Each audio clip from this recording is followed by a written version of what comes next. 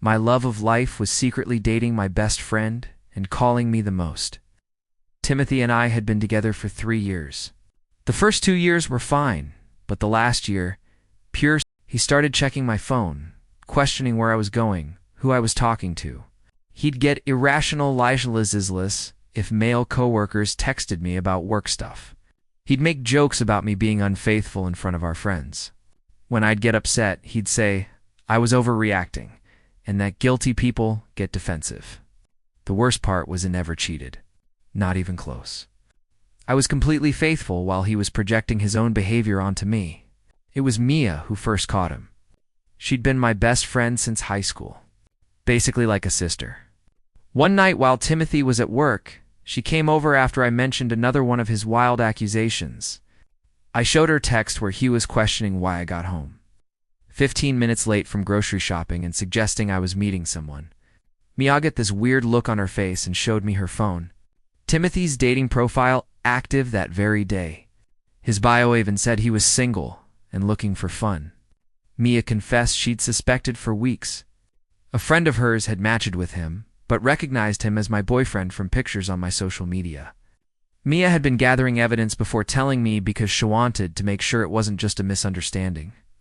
That night, we formulated a plan. Mia would create a fake profile and try to match with him to see how far he'd go. Mia matched with him within hours.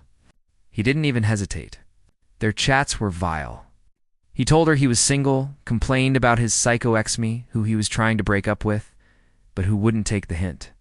When Mia asked why he didn't just end it, he wrote, "She pays half the rent and does all the cooking and cleaning. Why give that up until I find something better?"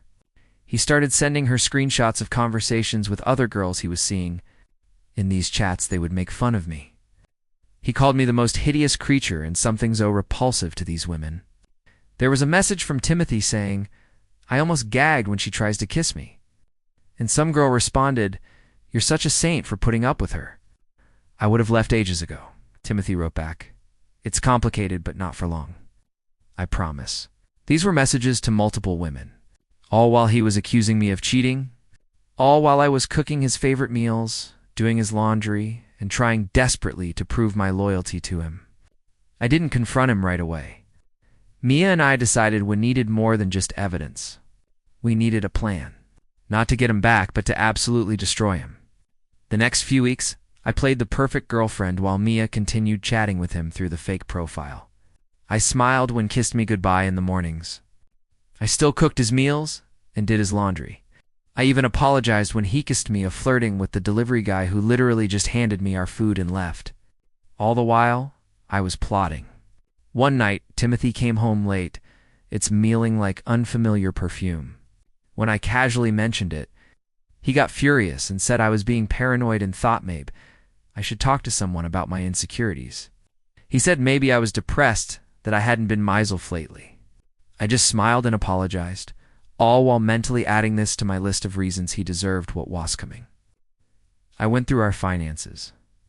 We had a joint account for bills, but Timothy also had his own savings account that he was so proud of. He was always talking about how disciplined he was with money, how he was saving for our future. What a joke. Looking at our bank statements, I could see large withdrawals on nights he claimed he was working late. Expensive restaurants, hotel charges, gift shop purchases. That's when I knew exactly where to hit him. His ego and his wallet. I remembered my cousin Liam. Everyone always said we looked similar, except she was the prettier version of me. Thanks, family. She had the same dark hair and eyes as me, but was taller, with a better figure, as my mom would constantly remind me. She was a model in college and still turned heads everywhere. And she owed me a favor after I helped her through a real breakup last year. I called Liam and Mia for an emergency meeting and told them my full situation. Liam was furious on my behalf. She said what Timothy was doing was emotional abuse, not just cheating. And she was right. Mia showed Liam all the evidence she'd gathered. And Liam couldn't believe someone could be so cruel while pretending to be the victim. By the end of our 3-hour conversation, I wasn't just angry. I was calculating, cold, ready. That night, as I watched Timothy texting on his phone with that stupid little smirk on his face, probably telling some other woman how hideous I looked while accusing me of texting Zomion, I made my decision. I had my plan. Something that would make Timothy regret every single word he ever sought about me. Something that would hit him exactly where it would hurt the most. Mia and Liam were all in, and together, we were about to teach him the lesson of a lifetime. First update. Our plan was like something out of a heist movie, except it was real and I was living it. We decided Liam would accidentally run into Timothy at his gym. He went to fitness club downtown every Tuesday and Thursday like clockwork, supposedly for training sessions. But no, I suspected he was just trolling for women. Liam got a guest pass through a friend who was a member. We studied Timothy's routine. He always posted workout selfies with timestamps. What a predictable dumbass. And knew exactly when to position her on the treadmill next to his favorite bench press. The first day of Operation Takedown, Liam wore these insane leggings that made even me do a double take. She texted me from the gym. Target acquired. He hasn't stopped staring since I walked in. What the pen next was so predictable, it was almost boring. Timothy accidentally bumped into her while getting a towel. Started a conversation about protein shakes or some underscore asked for her number to share workout tips. By that evening, Hugh was already texting her. I sat with Liam on my couch reading every message. My stomach in knots. Mia brought wine takeout, insisting we needed fuel for the psychological warfare ahead. The texts were exactly what you'd expect. Compliments about how fit she looked, questions about whether she was single, suggestions they should grab a protein shake sometime. Here's the kicker. Timothy had no idea Liam was my cousin. We look similar, but not in an obvious way unless you're really paying attention. And Timothy never really paid attention to me anymore. The plan was simple, but devastating.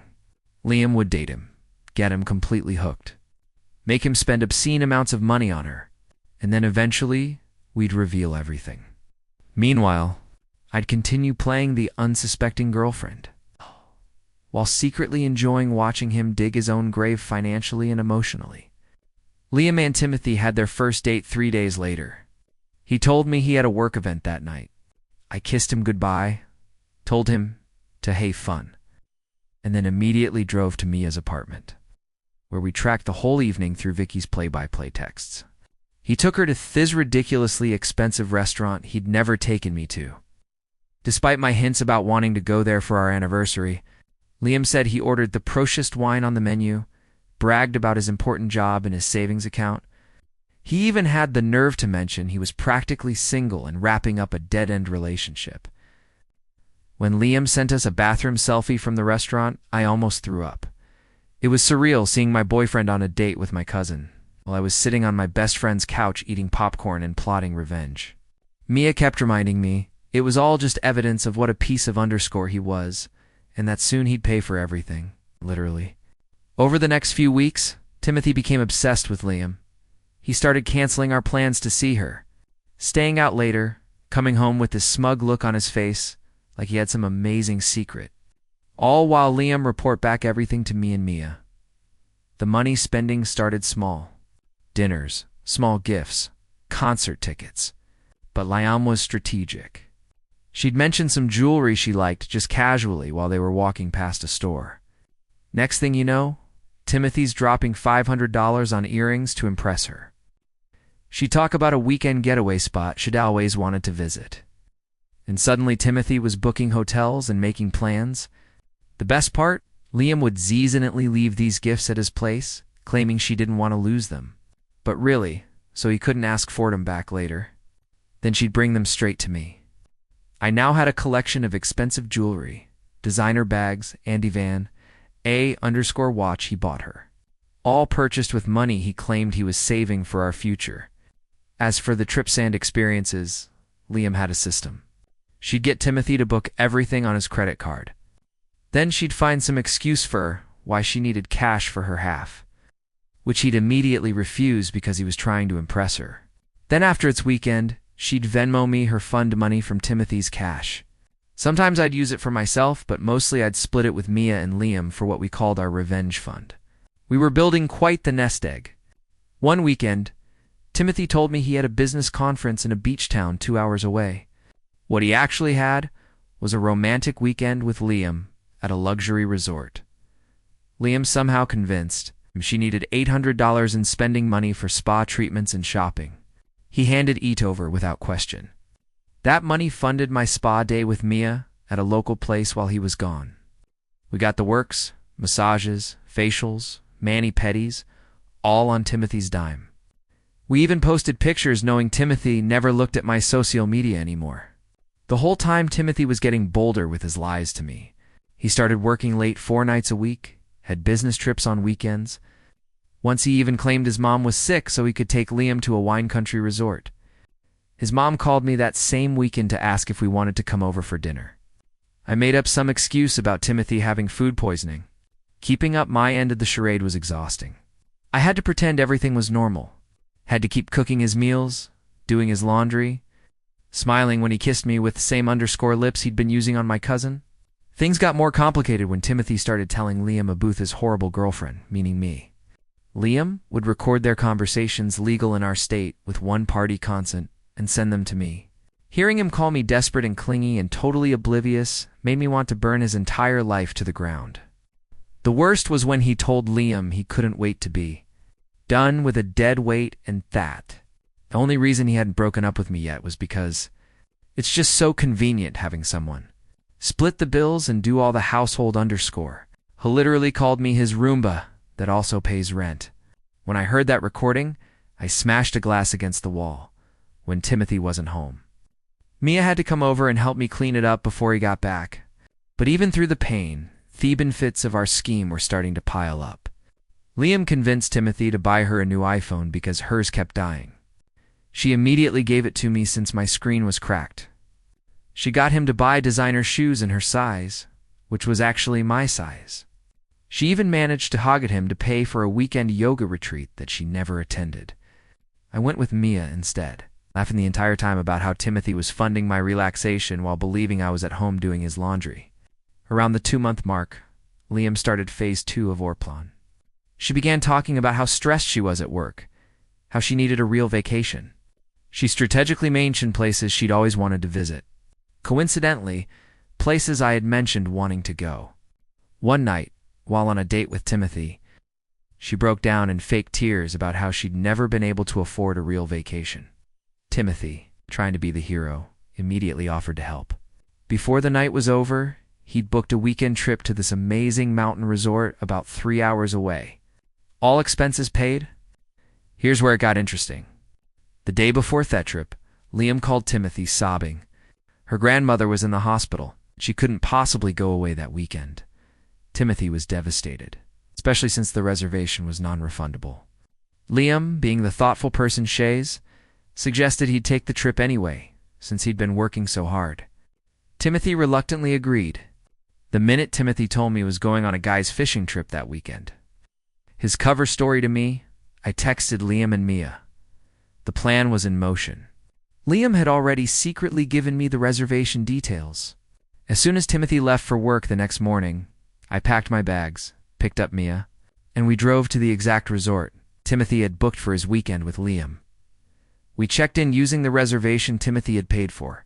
The front desk didn't even blink when I gave them my ID. Their reservation was under Timothy's name, but didn't specify guest names. We spent the entire weekend in luxury spa treatments, gourmet meals, hiking with a private guide, all courtesy of Timothy's credit card. We even ordered room service and charged it to the room. Meanwhile, Timothy was texting Liam about how disappointed he was, but how he was making the best of it on his fishing trip with imaginary friends. We took so many pictures that weekend, but careful not to post them anywhere Timothy might see.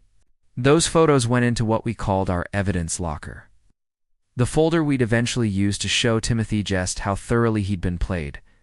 When I got home Sunday night, Timothy was already there, telling me about all the huge fish he and his buddies caught. He nodded and asked questions, acting interested while secretly replaying the memory of soaking in a hot tub with a glass of expensive champagne he had paid for. The pattern continued for another month. One of my favorite scams was the birthday present scheme. Leah mentioned her best friend's birthday was coming up, and she wanted to get her something special, but was short on cash. Timothy immediately offered to help. He ended up buying an expensive designer bag that Liam had picked out.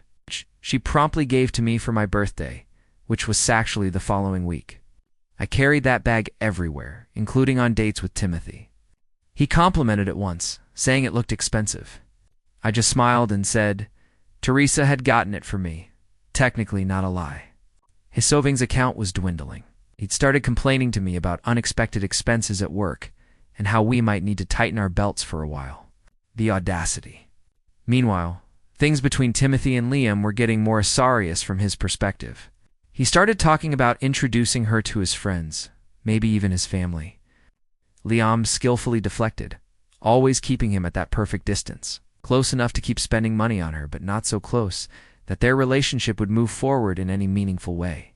What Timothy didn't know was that we were building up to something big. Liam had started planting seeds about a luxury vacation she'd always dreamed of taking. Some tropical resort with private bungalows over the water. Places where rooms cost like $1,000 a night. Timothy practically took the bait, started looking at options, trying to figure out how to afford it.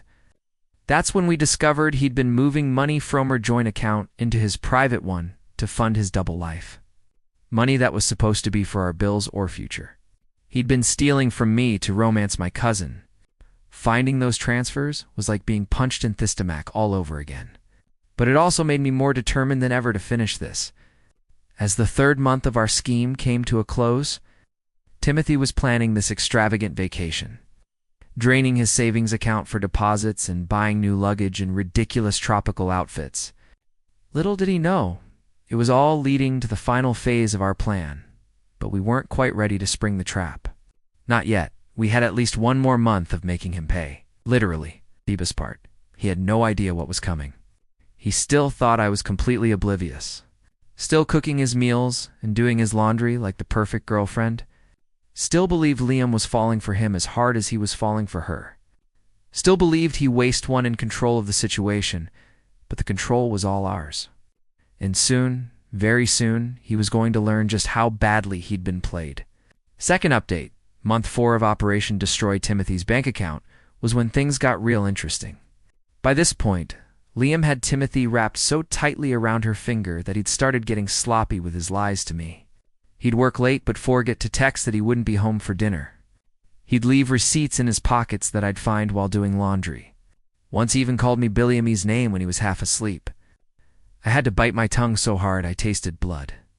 Meanwhile, our revenge fund had grown to almost $4,000 in cash from all the money Liam had extracted from him and shared with us. Mia had been efforted too. We'd take turns with the spa packages and restaurant gift cards Liam would get out of him. One night, Timothy came home looking stressed. He sat me down for a serious talk about our finances. Apparently, he was experiencing some temporary cash flow issues and needed me to cover more of our shared expenses for a while. Could it possibly pay the full rent next month instead of just my half, and maybe handle the utilities too? He promised he'd pay him back once his work bonus came through. I almost lost it right there. This underscore was spending thousands on my cousin, while asking me to cover his basic living expenses. But I kept my cool, nodded sympathetically, and agreed to help out. What choice did his oblivious girlfriend have? As soon as he left the room, I texted Liam and Mia. Phase escalation starts now. The next day, Liam called Timothy in tears. Her car had broken down, and she needed $600 for repairs ASAP. Timothy, despite having just told me he was broke, somehow found the money within hours. Liam took the cash, thanked him profusely, and then split it with me and Mia. We went shopping while her perfectly functional car sat in my apartment complex's guest parking. But a real goldmine was the tropical vacation planning. Liam had convinced Timothy to book this ridiculously expensive resort in Bora Bora. Timothy was struggling to come up with the money, but Liam kept sending in pictures of the place, talking about how it would be the most romantic week of their lives. I watched from the shadows as Timothy started selling things to fund this trip.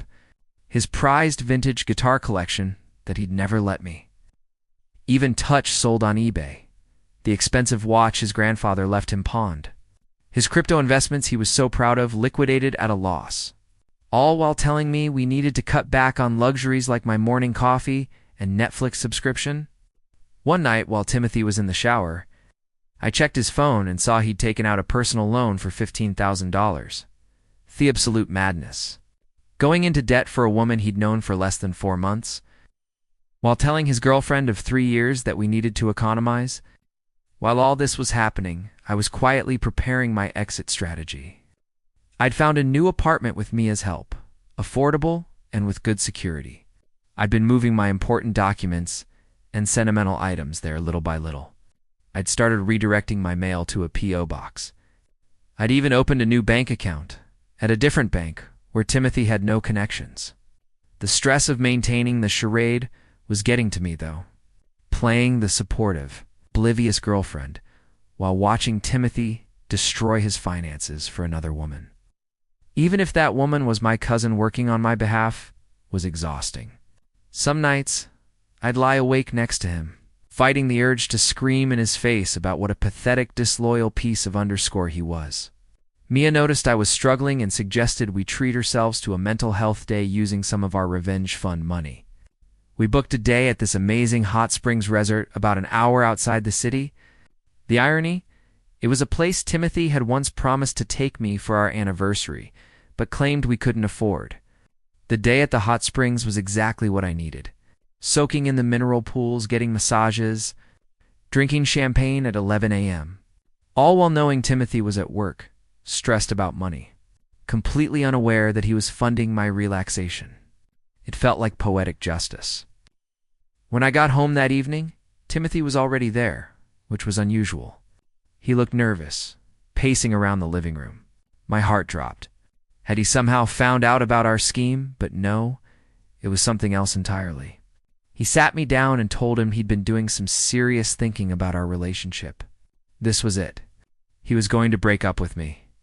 After all this months of cheating and lying, he was finally going to end things so he could be with Liam openly. I prepared me fake surprise face, already mentally rehearsing how I'd call Liam and Mia the minute he left to tell them we needed to accelerate our timeline. But that's not what happened at all. Instead, this delusional got down on one knee and pulled out a ring box, an engagement ring.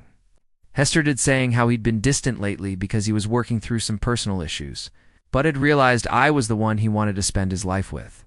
That sometimes people don't appreciate what they have until they almost lose it. That he wanted us to start fresh. I was literally speechless. This was his plan to lock me down with an engagement while continuing to see Liam on the side, or was he planning to brick things off with her?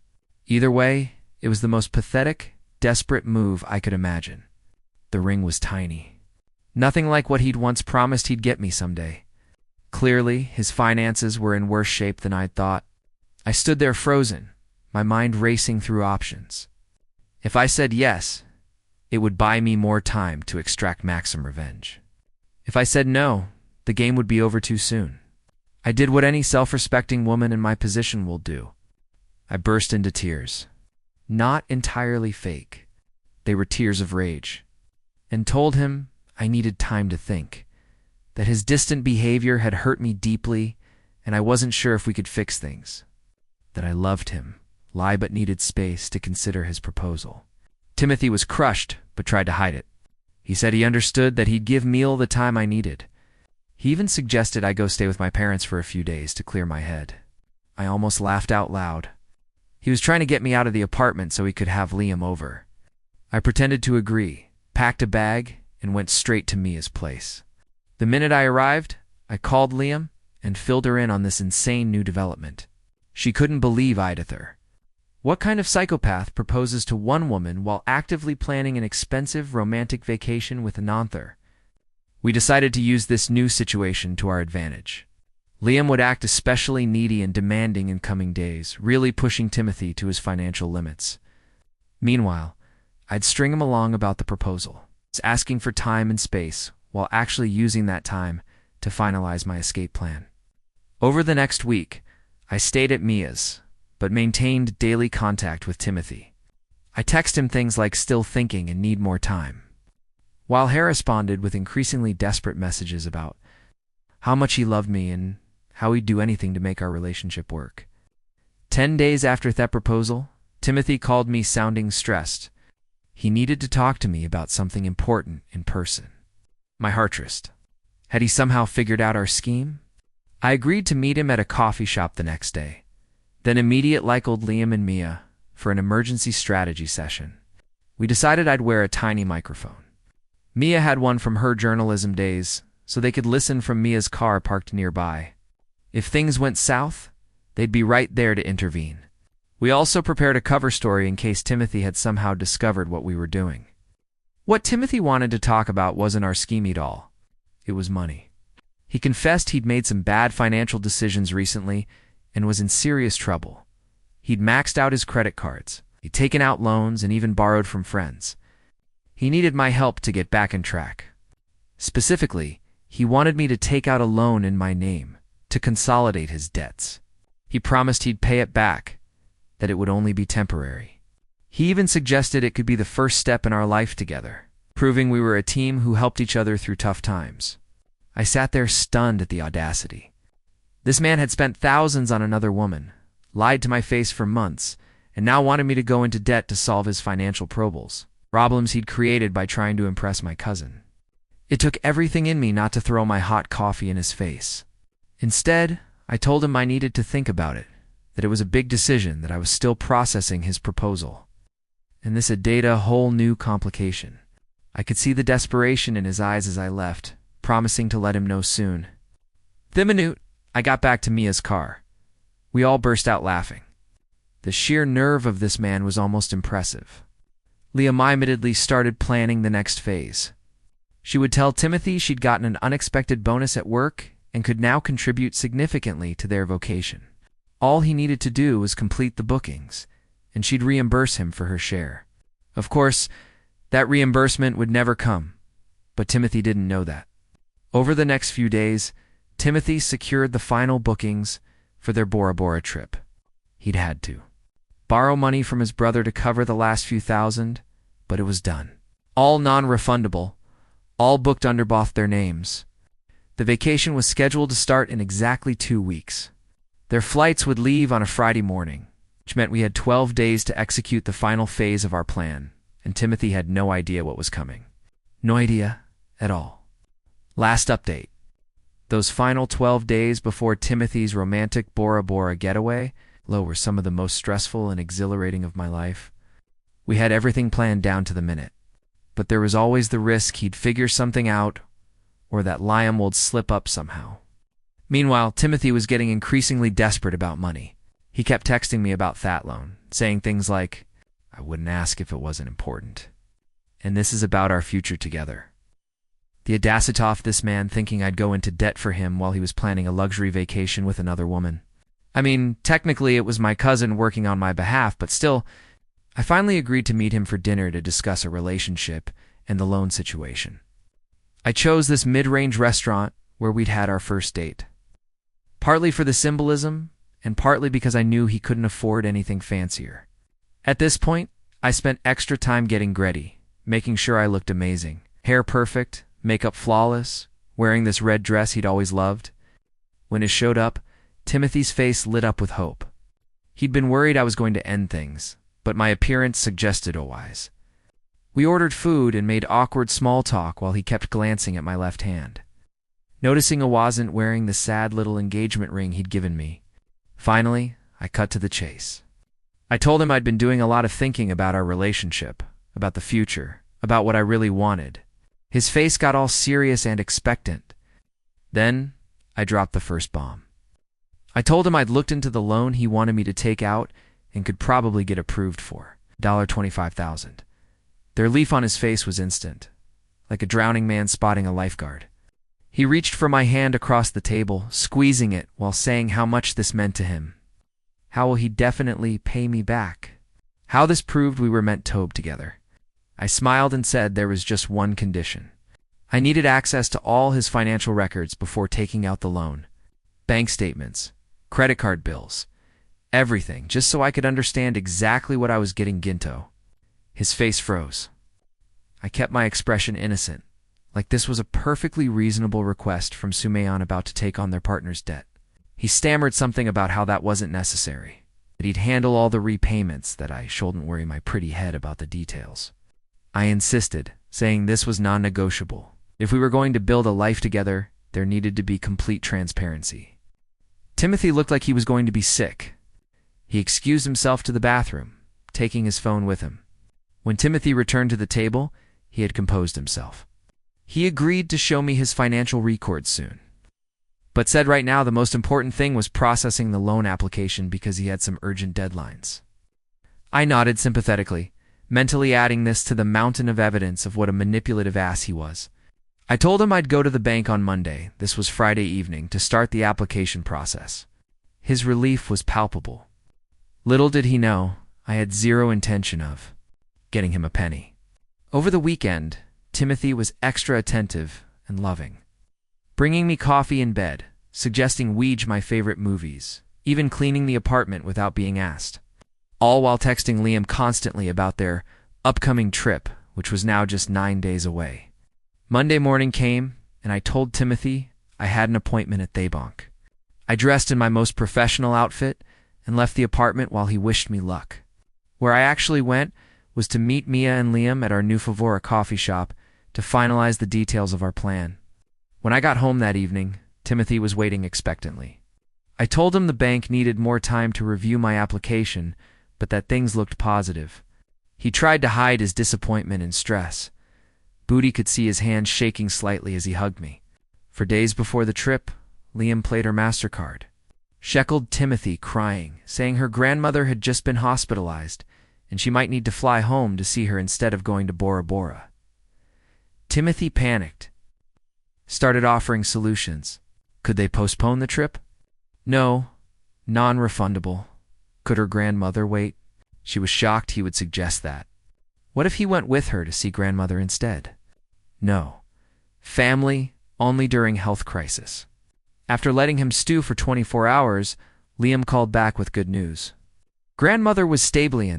The doctor said there was no need for immediate concern. The Bora Bora trip could proceed as planned.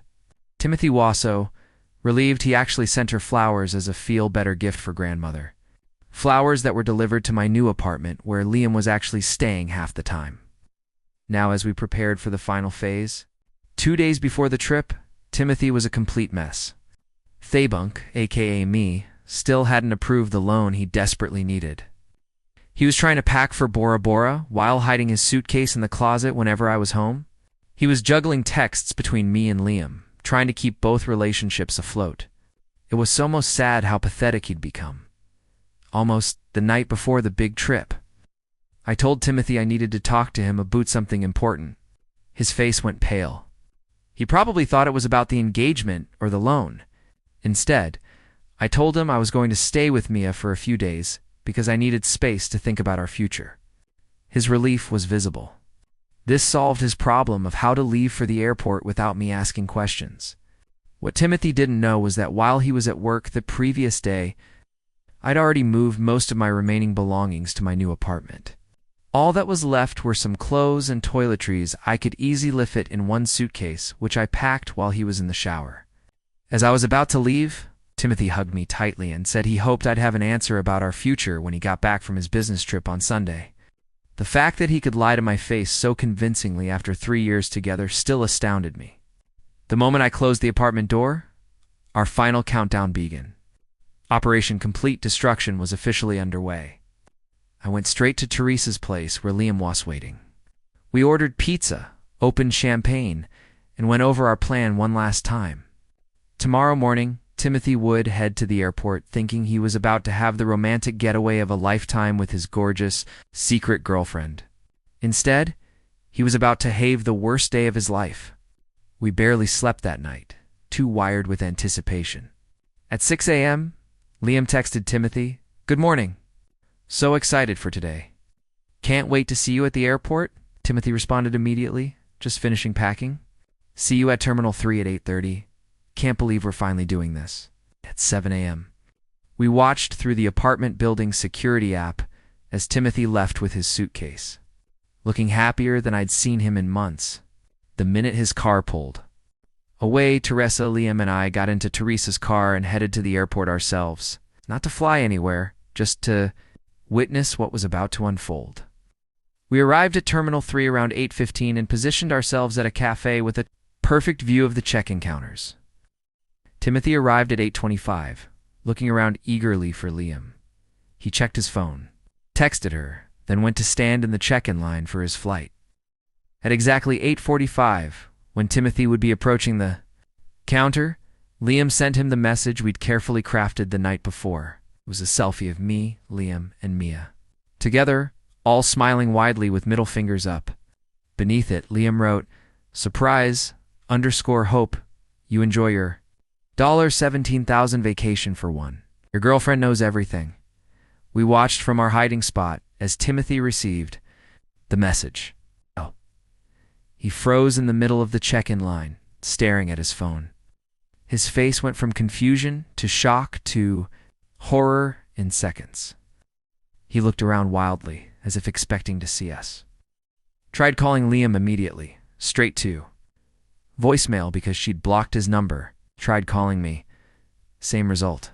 Timothy stepped out of the line, still staring at his phone in disbelief.